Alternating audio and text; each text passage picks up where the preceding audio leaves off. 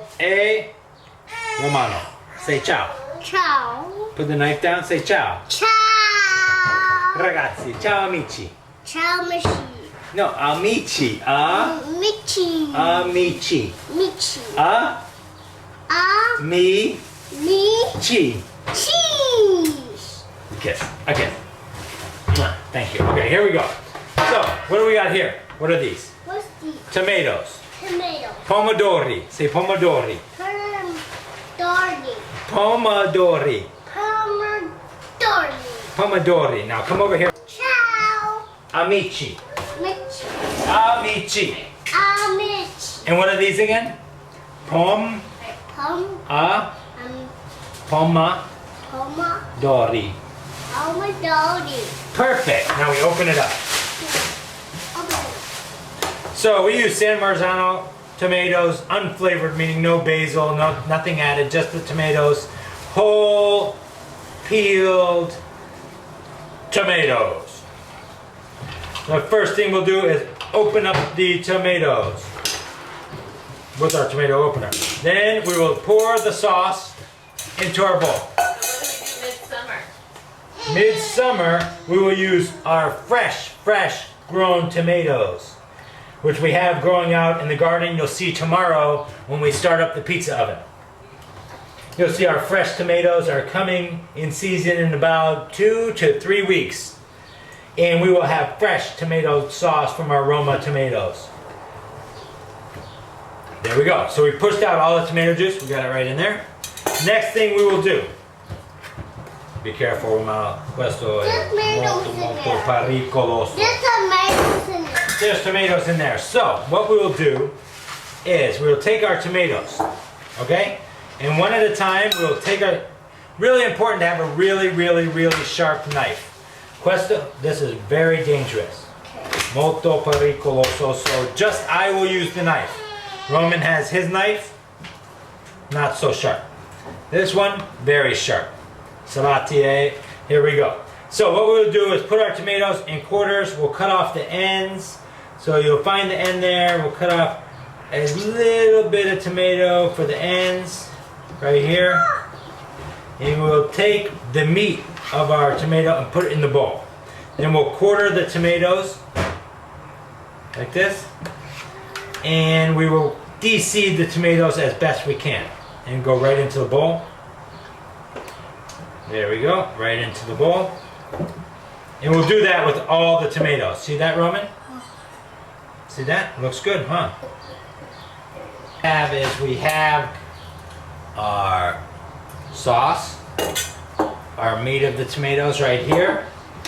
We have our strainer right here. We have our tomato press, a great little tool. You can see it looks like a kid's toy, which I really like about it, but it works fantastically, so you don't have to do all the straining by hand. You can send the juice through the strainer. So you put it together like that. We have our excess through here that contains all the seeds, you'll see. Whoa. And we'll start up the tomato press. And you will see where all the seeds come out is over on this side, which we don't want. The seeds give the tomato sauce a real bitter taste, which we don't want. We want our tomatoes to be nice and clean tasting, the pure essence of the tomato for the sauce. So we don't want to cook the sauce first, which tends to, if you cook your sauce first when you're working with a wood-burning pizza oven, what tends to happen is you tend to get a real soggy pizza, because the second cooking in the pizza oven, the first cooking on the stove, brings a lot of water out of the tomatoes. The second cooking, when it's in the pizza oven, brings more water, and it really gets your dough really soggy and prevents that crisp Italian thin crust. Roman is back for our pizza sauce. Say ciao. Say ciao. We're right here. We're not talking. I'm talking to the camera. We're saying ciao. We're making the pizza sauce. Come home. Yeah. We're outside. What are you playing outside? I just played baseball. Did you hit the ball? Did you hit a home run? I just played it outside. Good job. I just played it outside. Perfect. I Perfect. So we have the beginning essence of our tomato sauce right here.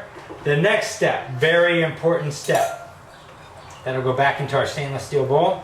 Our next step will be straining the tomatoes, a really important step. We talked about the bitterness of the tomato. Most of the bitterness of the tomato comes, since we're just gonna cook the tomatoes once in the pizza oven, most of our bitterness comes from the meat of the tomatoes. And we eliminate that bitterness by straining the tomatoes and running them under cold water until the water runs clear. Basically, the meat of the tomato is going to give us the thickness of our tomato sauce. So I'm going to move the camera and you'll see the straining. Our meat of our tomatoes. We have our strainer. We'll turn on the water and we'll drop our meat of our tomatoes right in. And so you will see how the water is running red with the tomatoes. We want that to run clear. So just a little massaging with your hands with the tomatoes until that water runs clear. Sauce. So that's here. Here's the sauce. Tomatoes will go right in there. We like using dry oregano, not fresh oregano, because this sauce is going to sit overnight. Real important with the dried oregano. To massage it in between your fingers. That releases all the oils from that dried oregano into your sauce, which is really an essential part of your sauce. So we have about 3 pinches of dried oregano ground up between your fingers to get that essential oils out of the oregano and into your sauce. Beautiful. We'll add about a teaspoon of sea salt. There you go. That's all you need. Give it a little flavor. And remember, you can always add salt to your pizza. We just like to add just a tiny bit into our sauce so we don't release too much water when it's sitting overnight. So we have our sauce in the Cuisinart and we will pulse it for 2 to 3 seconds. That's it. And that's all you need. This is what you're looking for when you look at your sauce. You can check it out with the spoon. And basically what you're looking for is a very, very nice thick sauce to add to your pizza. At the wood-fired pizza oven, it's going to be heated up to right around 1,000 degrees. And so it's really perfect to have a thick sauce because it cooks so quickly, 1.5 to 2 minutes, and it's going to be perfectly liquefied by the pizza oven, and you're going to get a really great fresh taste.